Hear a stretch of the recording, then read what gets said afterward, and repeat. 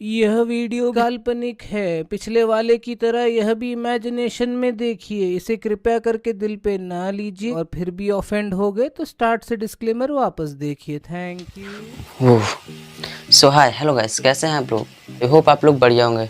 इस वीडियो का थंबनेल देख के शायद कुछ लोग हिचकिचा गए होंगे या फिर कुछ लोगों को बुरा भी लग रहा होगा। मैं ये नहीं कहना चाहूँगा कि कौन वो लोग हो सकते हैं या कौन नहीं हो सकते, लेकिन हाँ, इस वीडियो में जो आपको बताऊँगा उसमें मेरे ख्याल से थोड़ी बहुत तो सच्चाई होगी, क्योंकि इस चीज़ को मैंने किस जगह पे पढ़ा है, एक इंटरनेट सोर्स पे पढ़ा है, और मैंने सोचा क्यों ना शायद आप लोगों के साथ भी इसे शेयर करना चाहिए। जैसा कि आप लोग जानते हैं, राम मंदिर विवाद जो कि कम से कम 500 सालों से चल रहा था। विवाद ये था कि हिंदू समुदाय के लोग कह रहे थे कि यहाँ पे राम मंदिर बना था और राम मंदिर ही बनेगा, और मुस्लिम समुदाय के लोग ये कह रहे थे कि नहीं, यहाँ पे बाबरी मस्जिद थी और वो ही बनेगी।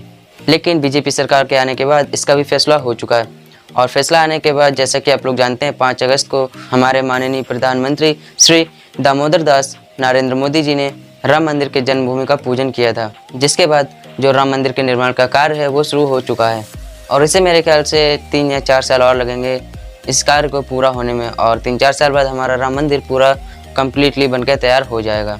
बेसिकली आप लोग जानते हैं कि जैसे कि फैसला ये है कि वहाँ पे राम मंदिर बनेगा, और जो मुस्लिम समुदाय के लोग हैं उन लोगों को दूसरी जगह अयोध्या के साइड में कम से कम 5 एकड़ ज़मीन दी गई, जिस पे वो लोग अपना मस्जिद बना सकते हैं। लेकिन जैसा कि आप लोग जानते हैं, कुछ लोग कह रहे थे कि वहाँ पे मस्जिद बनेगी, लेकिन कुछ लोग कह रहे थे यहाँ पे राम मंदिर बनेगा। सो बात ये आती है कि क्या सच में वहाँ पे पहले राम मंदिर था? तो इस विषय में मुझे एक अच्छा रोचक किस्सा मिला जो सुप्रीम कोर्ट की सुनवाई का बताया जा रहा है, जो शायद मुश्किल से कोई जानता होगा, पर जानना शायद सबको चाहिए। इस वीडियो को ज़रूर देखें और जानें। जो कोई मीडिया नहीं बताता कि सुप्रीम कोर्ट की सुनवाई में क्या बात होती थी और क्या तथ्य पेश होते थे वहाँ पर। तो मैं इस वीडियो में आज राम मंदिर के केस पर सुप्रीम कोर्ट में चल रही सुनवाई के 2 किस्से आपके सामने, मतलब 2 रोचक प्रसंग आपके सामने प्रस्तुत करूंगा, जो कि मुझे काफ़ी अच्छा लगा और मैंने सोचा क्यों ना आप लोगों से उसे शेयर करना चाहिए। तो अगर हम बात करें अपने पहले प्रसंग की, तो पहले प्रसंग में जज कहते हैं कि मस्जिद के नीचे दीवारों के अवशेष मिले हैं, मतलब जो राम मंदिर है उसकी दीवारों के अवशेष मिले हैं। लेकिन मुस्लिम पक्ष की वकील मीनाक्षी अरोड़ा कहती हैं कि वो दीवारें दरगाह की भी तो हो सकती हैं। तो इस बात को सुनकर जज कहते हैं कि लेकिन आपका जो मत है वो ये भी तो कहता है कि मस्जिद खाली जगह पे बनाई गई थी, किसी ढांचे को तोड़कर नहीं। सो इस बात को सुनकर जो वकील होती हैं उनमें सन्नाटा छा जाता है, मतलब वो प्रूव नहीं कर पाते हैं कि वो दीवारों के जो अवशेष हैं जो मिले हैं वहाँ पे वो कहाँ से आए, और इस बात को सुनकर पूरे कोर्ट में सन्नाटा छा जाता है। अब जो दूसरा प्रसंग है वो कुछ इस तरीके से है। जज पूछते हैं कि SIT की खुदाई में कुछ मूर्तियाँ मिली हैं, तो जज की बात को सुनकर वकील कहता है कि वो बच्चों के खिलौने के भी तो हो सकते हैं। तो इस बात पर जज का जो रिप्लाई आता है वो कहते हैं कि उनमें बराह की मूर्ति भी मिली हैं, जो हिंदू मान्यता के अनुसार भगवान विष्णु के अवतार थे। क्या मुसलमानों में मूर्ति के साथ खेलने का प्रचलन था? और इस बात को सुनकर वकील पे फिर घना सन्नाटा छा जाता है, जिसका जवाब शायद उस वकील के पास नहीं था।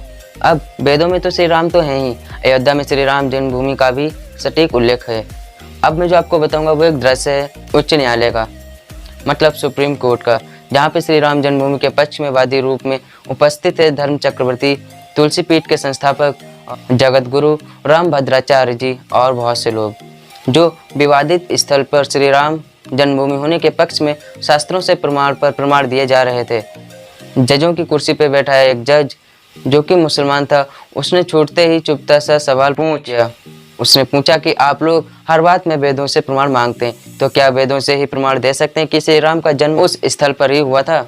तो इस पर जगत गुरु राम भद्राचार्य जी ने बिना एक पल भी गवाए कहा, दे सकता हूँ महोदय, और उन्होंने ऋग्वेद की जैमिनी संहिता से उद्धरण देना शुरू किया, जिसमें सरयू नदी के स्थान विशेष से दिशा और दूरी का बिल्कुल सटीक ब्यौरा देते हुए श्री राम जन्मभूमि की स्थिति बताई गई है। कोर्ट के आदेश से जैमिनी संहिता मंगाई गई और उसमें जगत गुरु जी द्वारा निर्दिष्ट संख्या को खोलकर देखा गया और समस्त विवरण सही पाए गए। जिस स्थान पर श्री राम जन्मभूमि की स्थिति बताई गई है, विवादित स्थल ठीक उसी स्थान पर है, और जगत गुरु जी के वक्तव्य ने फैसले का रुख हिंदुओं की तरफ मोड़ दिया। ये सब कुछ देखकर जो मुसलमान जज था उसने स्वीकार किया कि आज मैंने भारतीय प्रज्ञा का चमत्कार देखा। एक व्यक्ति जो भौतिक आंखों से रहित है कैसे वेदों और शास्त्रों के विशाल बाढ़ से उद्धरण दिए जा रहा था। अब आप बताइए, ये ईश्वर की शक्ति नहीं तो और क्या है, जो कि साफ साफ जाहिर करता कि हाँ वहाँ पे राम मंदिर था। लेकिन क्या है, अभी भी लोगों को विश्वास नहीं होता कि वहाँ पे हाँ सच में राम मंदिर था। अब बात आती है कि अयोध्या में सच में राम मंदिर प्रेजेंट था।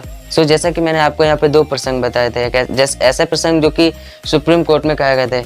अब ये प्रसंग सही थे या गलत थे, लेकिन हाँ, ये मैंने इंटरनेट पे ही किसी प्रोफेशनल अकाउंट से पढ़े थे। सो मैंने आपसे शेयर करना चाहा। तो जैसा कि आप जानते भी हैं कि राम मंदिर तो बनेगा ही, लेकिन कुछ मुस्लिम पक्ष के लोग हैं या कुछ अदर समुदाय के लोग हैं और कुछ जो अपोजिशन की पार्टीज़ हैं, एक दूसरे के गवर्नमेंट के अपोज में रहती हैं, वो अभी भी ये स्वीकार नहीं कर रही हैं कि यहाँ पे राम मंदिर बनेगा।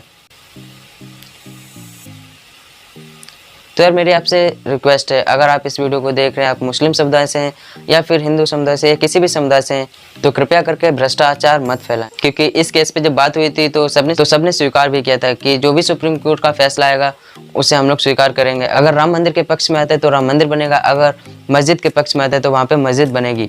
लेकिन पता नहीं कुछ लोगों को ऐसा क्यों लग रहा है कि उनके साथ गलत हुआ है। सो गलत कुछ नहीं हुआ, क्योंकि कितना भी टाइम ले ले कोई भी चीज़, जीत हमेशा सत्य की होती है। जैसा कि आप लोगों ने देखा भी है, 500 साल बाद भी जो सत्य था वही सत्य रहा और सत्य की ही जीत हुई। तो इसी के साथ आज की इस वीडियो में बस इतना ही। फिर मिलते हैं एक न्यू वीडियो के साथ। तब तक के लिए जय हिंद, जय भारत।